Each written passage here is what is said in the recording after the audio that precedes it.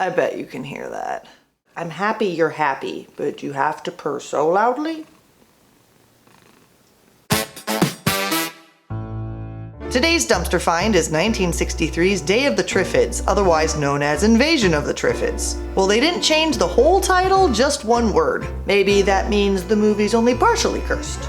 The script is based on the 1951 novel of the same name by John Wyndham. The film stars Howard Keel, Janina Fey, Nicole Morey, Jeanette Scott, and Kieran Moore. If you don't know who any of those people are, that's okay. They probably don't know who you are either. 3 minutes later, the opening credits finally end, and there's a crazy meteor shower outside. But who cares, because this botanical garden security guard is mildly suspicious of these plants. Well, rightfully so, it seems. The next morning, Bill Mason wakes up in a hospital after having his face wrapped from eye surgery days earlier to find no one answering the call button. He unwraps his eyes and, after confirming that he can indeed see again, finds the hospital deserted and in disarray. Well, almost deserted. In a plot twist, even though Bill can see, the doctor here cannot. The optic nerves are gone. The glare of the meteorites last night. They were probably one of the few people left in London who can still see this morning, Mason. Meanwhile, this husband and wife scientist team is camping out in a deserted lighthouse on a remote island to study fish or something. And they did not watch the meteor shower last night because they were too busy working and arguing. Because the husband is a drunk. I'm not entirely sure what that has to do with anything, but sure. The entire population of England appears to be afflicted with blindness as a result of watching the meteorite shower last night. We are trying to set up a rescue center. All those who are still able to see are urged to make their way to the dockyard.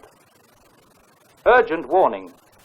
All of England appears to be infested with a strange new plant that can inflict a fatal sting. It is also rumored that this plant can uproot itself and move about. That's basically the entire plot of the movie right there. Thanks, conveniently placed radio broadcast. Blindness. Man-killing plants. I'm not drunk, am I? Wish you were. Because you might go blind too, and then I can make faces at you. Oh, good lord.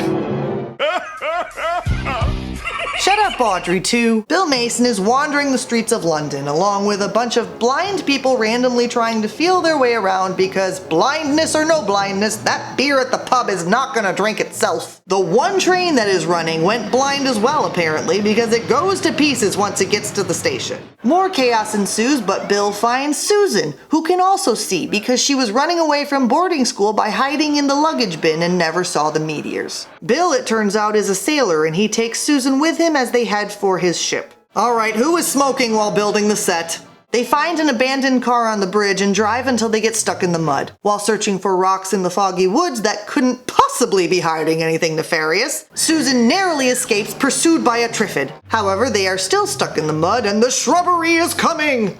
Is this all that suspenseful? Have they established if the plant could get into the car? They do establish that it can spit green stuff onto the back windshield, and I guess that's kinda gross. They reach the ship, but no one is on board. The radio tells them that there are more sets on fire across the world, and a plane flying needs to be talked down. Oh, that sucks. Fuel's just about gone, sir. How much longer? Any moment now, sir. Geez, maybe you could have said something a little sooner than that? Ladies and gentlemen, please fasten your safety belts as we are about to land. There's a way of putting it. By mere coincidence, the plane crashes right there. They also hear on the radio that there is a disaster meeting taking place in Paris, so they head that direction in a pilot boat. Meanwhile, on the remote lighthouse island, the wife finds a Triffid growing outside. I thought they were marine biologists, and they've only heard briefly about them on the radio. How does she know what one looks like? You sure you don't want to close the door? Of course, the plant is missing, so where do they find it? Oh, that's how she could tell what kind of plant it was. I'd like to think I would have caught on to that, too. The husband stabs at it with a harpoon for a bit before finally killing it somehow. You still might want to get it out of the house. No? Okay. Paris, meanwhile, is rather quiet this time of year. Until recent years, who would have thought that was possible? They come across a couple of seeing people, who take them to a house with some other seeing but lots of blind people. The seeing adults discuss what to do and finally conclude that they still don't know. Back at the lighthouse, the scientists are dissecting the plant and then they decide to go take a nap. Because leaving the unattended enemy in the other room has never gone awry. Clearly nobody watched From Hell It Came before embarking on this adventure. You know, because a cursed tree we just injected with life-saving serum couldn't possibly cause any problems. While they are sleeping, the plant begins making its way up the stairs and the wife screams again and the plant just goes away. There's no telling how many of them are out there. Get the hammer and nails. And scream out the window a lot, honey, because that apparently scares them off. It's like being nailed in your own coffin. And like getting buried too close to a tree when nature takes over and roots crack it open. And yeah, I guess it is a lot like getting nailed in your own coffin. At the house near Paris, Bill and the only other man follow a Triffid through the woods and find a big hole with tiny little seemingly sentient plants growing. Bill and the other guy tell the others that the place will be swarming with Triffids soon and try to convince them to leave the facility, but that would mean leaving all of the blind people behind. A plane crashes nearby and the two men go to check it out. The pilot is still alive long enough to tell them that there is a rescue center being formed near Versailles, and now the plants are attacking. The other guy twists his ankle and Bill carries him over his shoulder, brushing his face into some gas the plant emits, and the next thing we know, the guy is green and dead. Since when was that a killing option? Are you just gonna add more rules along the way as you see fit? We need to have a talk about world building movie. Bill returns to find a van full of convicts who can see has taken over the house. One tries to drag a blind girl upstairs, but before Bill can rescue her, she pushes him off and he breaks his neck falling down the stairs. See, even blind girls don't need no man. Although he probably would have been helpful earlier. Bill locks Susan in the van and rescues the main French woman, whom we later find out is named Christine, I think. We're gonna go with it. Before the plants begin attacking the house. Is it just me or does it look like he's driving a room with wainscoting? Versailles appears to be on fire. On to Spain. And why not? Or should I say, por qué no?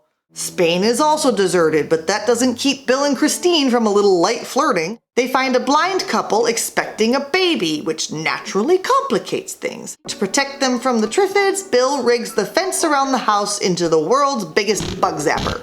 Is the baby born? Yes, it's a boy. Oh, well, that was easy. At least all the Triffids have gathered to congratulate the mother. Yada yada yada, the end.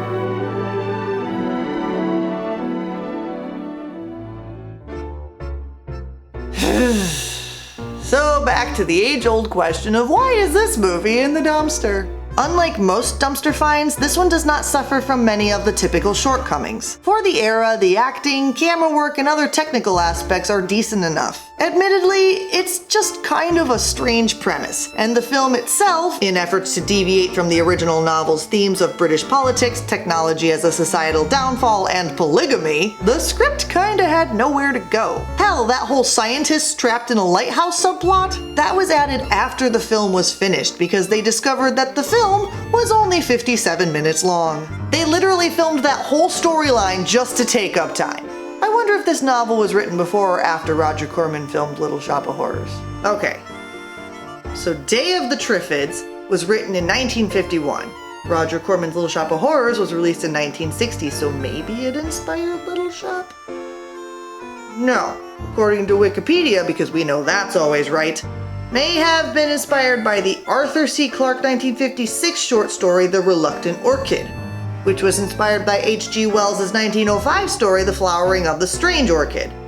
That, however, along with The War of the Worlds, does appear to be the inspiration for John Wyndham's novel The Day of the Triffids, which in turn allegedly inspired the 2002 zombie apocalypse film 28 Days Later. That makes sense. The way they have all of the blind people randomly meandering about, it takes little stretch of the imagination to turn them all into zombies. So what you're telling me, Wikipedia, is that if it weren't for H.G. Wells, not only would we not have any of this, we also wouldn't have any of this. Even if he were alive, I don't know whether I should thank him or slap him. Sometimes taking one lone aspect from a source material and running with it can result in a very compelling story. But you actually have to run with it.